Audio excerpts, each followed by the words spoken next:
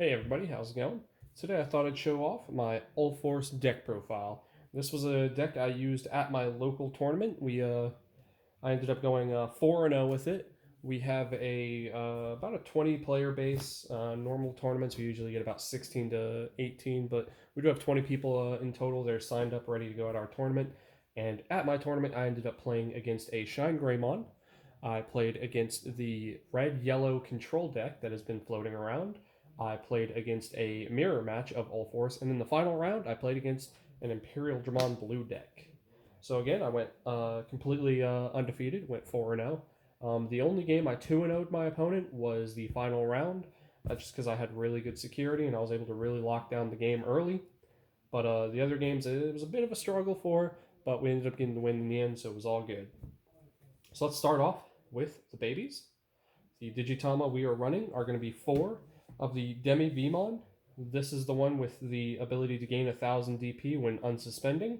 Now, the reason I play this card over the jamming Demi Vmon is because I don't run into a lot of instances where the jamming extra draw is really necessary. It's good, but I'm not going to use it as much as I would this one. With this one, I've actually had a really good matchup against Black and Ragnarlordmon because you can get Ulforce up to 11k from 11k up to 13k on his first attack, depending on who you're suspending for your tamer. And that does come up at my tournament quite a bit. We do have a lot of people who play Ragnarlordmon and Black, so I actually run him just as a personal preference. If you want to run the jamming Vmon or Demi Vmon, that's perfectly fine. And then my other card is Upamon. He's that nice, consistent blue Digitama of, oh, you don't have a source on your side of the field? Well, I get a draw card. So it's pretty solid, pretty standard. Moving into the rookies, we're going to start off with 4 of the Vmon with the inheritable effect of once per turn when you unsuspend, you're going to draw a card. This is absolutely amazing when you can have it underneath that Ulforce. Although it is a hard once per turn, it's still nice to get that extra draw power. Next up, I actually only run 2 of the jamming Vmon, so I'm running only 6 Vmons in this deck. But the reason I only run 2 is I only have 2. It's what I've got, so it's what I'm going to play. Next up, I run 4 of the on-play Gabumon. This card is just a really good first turn summon. If you need a bit of a unbrick hand situation, putting him down first turn after you digivolve in your raising area, somebody else. It's a really good solid play. Same goes for this Vmon. If you can get one after the other or just have one or the other, it's a really good 1-2 combo. Because if you don't need the Gabumon, you can just swing into security for free. I mean, he's guaranteed to die, but he did his job. You got to draw. Last for the rookies, we run 4 of the 2-cost Gomamon. He's your vanilla. He's 3k power. He's got the 2 cost to play, and that's the only reason you run him, just because he's got that nice, cheap hard play cost. Next up for our champions, we're going to move straight into that. We run 4 of the Veedramon. This is the Veedramon that will give jamming whenever you have a blue tamer in play. So anytime you have a blue tamer in play, when you swing with this guy, he will gain jamming. That's really good because it combos off with Tai V Tamer. You can start drawing your cards earlier with Tai. You can combo him with Arena. He's another target for Arena. So that's the reason we run this one. I'm not a huge fan of Veedramon Zero, and I'm not a huge fan of the secret rare Veedramon from 1.0 because one, that one's a 3 cost to evolve, and I don't like that. It makes a lot of your deck a little slower, in my opinion. So just having a nice 2 cost is, in my opinion, a lot better. So that's why I run him instead of the other 2. Losing out in the inheritable kind of sucks, but I think he's just a little overall better. Next up, I run 2 Gorillamon. 2 Gorillamon's pretty good. He's your vanilla 1 cost to Digivolve champion.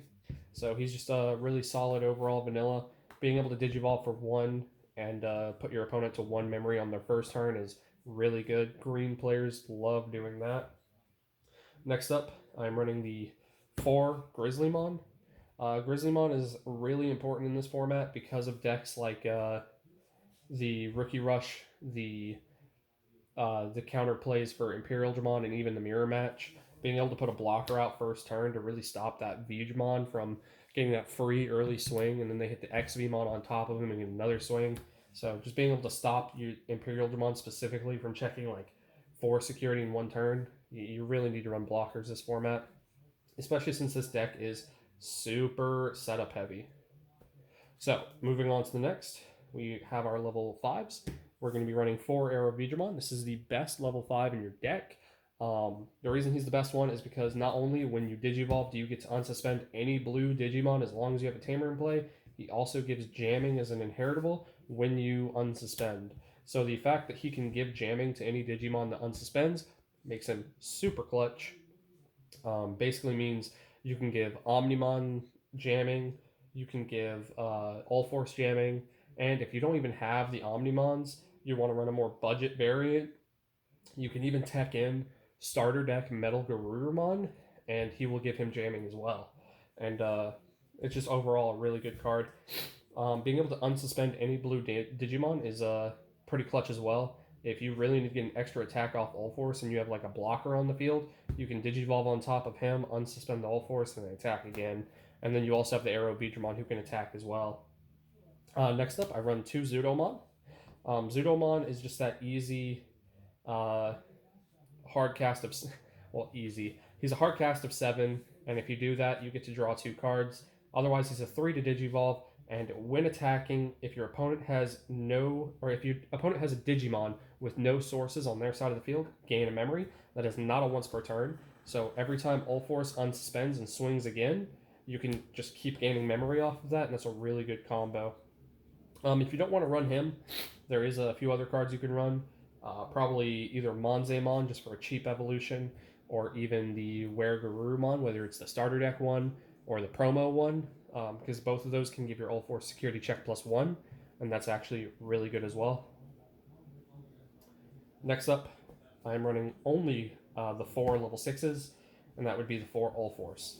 All Force is the bread and butter of your deck. The ability to unsuspend whenever a blue tamer becomes suspended is just absolutely bananas. If you're able to just completely clear a opponent's security stack in one turn with him, and if you really play your cards right, you can end a game the turn you bring him out.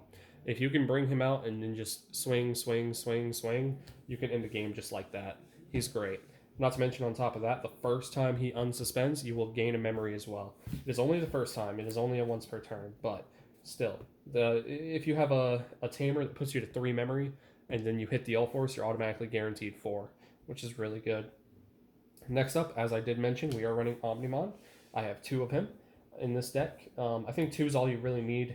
Anything more and you're going to be clogging. Because you only run the 4 level 6s, 2 is just the perfect amount. I mean, it's Omnimon. I don't really think I really have to explain it all that much.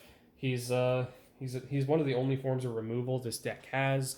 You really need it. And then on top of that, he can unsuspend, like I said earlier, so you can trigger Veemon. You can trigger all sorts of stuff off that. That's why we run him at 2. Next up for the Tamers, I'm going to start with 4 of the Tai V-Tamer. Now, this is the best Tamer this deck has, hands down. The fact that he's a 2 cost, and you can get draw engine off of him, and you can give extra power if needed, he's just overall the best Tamer this deck has. Now, a lot of people only run him as a 3 of, and they'll run Rena as a 3 of. I think that's a mistake. I think you definitely need to run him as a 4 of, because this guy can just generate so much advantage for you just by being able to draw every turn. Just putting down the Veedramon, the one with jamming, and putting down a tie and just being able to draw from there, it could be so good. You can really turbo your deck out by using him. I think he's by far the best one in the deck. On that note, I'm running only 2 Rena. I did chop out the 3rd Rena for an extra copy of Tai. I think Rena is, in my opinion, probably one of the weakest Tamers in this deck. The reason being is because when you play her, you get to look at the top 3 cards of your deck and add any Digimon with V in its name.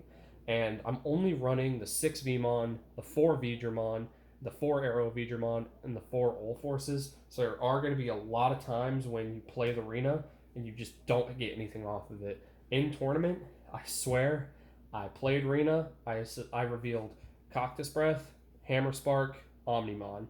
And that was like 3 of the cards I needed most. Just to the bottom of my deck. There's nothing I could do about it. On top of that, I mean, her secondary effect is good because you can suspend her whenever you attack with a blue Digimon to gain 1,000. Meaning, when Ulforce is on the field, you can suspend her immediately and get that first attack to have jamming. So that's honestly super important. The reason you run her as a 2 of is because you at least want 1 on the field. You don't want 2 on the field. I think 2 on the field, it's fine. You can do it, but you don't need it. She's one that you can get away with just running 1 of on the field, and then you can just keep the rest in your hand and don't worry about it. As long as you have at least 1 of her on the field, it's fine. So next up, I only run 1 Davis, and then I also run 1 Matt. Now, the reason I don't run 2 of either of these is because I want to see...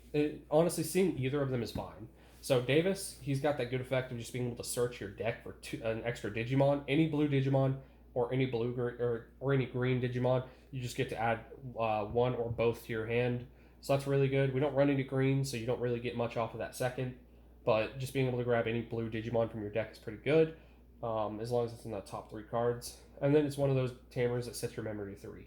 So as long as you see at least 1 of these on your field, you're in a pretty good spot. But Davis is good for searching your deck out, and that's why I like him. But as far as Matt goes, Matt, in my opinion, is an absolute slept-on tamer in this deck because he has the ability to set your memory to 3, which is good. But on top of that, this Matt can actually suspend. The way you get him to suspend is by hard playing a Digimon from your hand to the field. You can suspend him to remove a source from your opponent's side of the field. This works even if the Digimon on your opponent's side of the field does not have a source already. Because you're going to suspend him, attempt to remove a source from your opponent's Digimon. They don't have a source. Well, too bad. I still was able to suspend him. So you're able to get Ulforce to attack again with Matt. And that has actually won me games.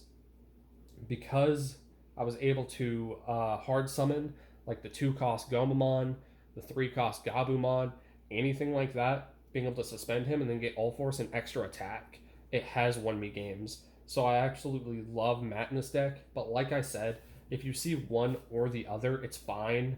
You don't really want to see both.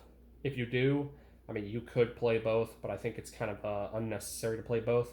But as long as you see at least one of them in the game, you're in a good spot, so you don't get the memory choke. Because you really do want to start your turn with that 3 memory. Next up, option cards. We run 4 Hammer Spark. It's literally just a 0-cost gain 1 memory. You can start your turn with 4 memory, or even if you have Ulforce, you can go up to 5. It's a really clutch card to extend your plays, extend your turn.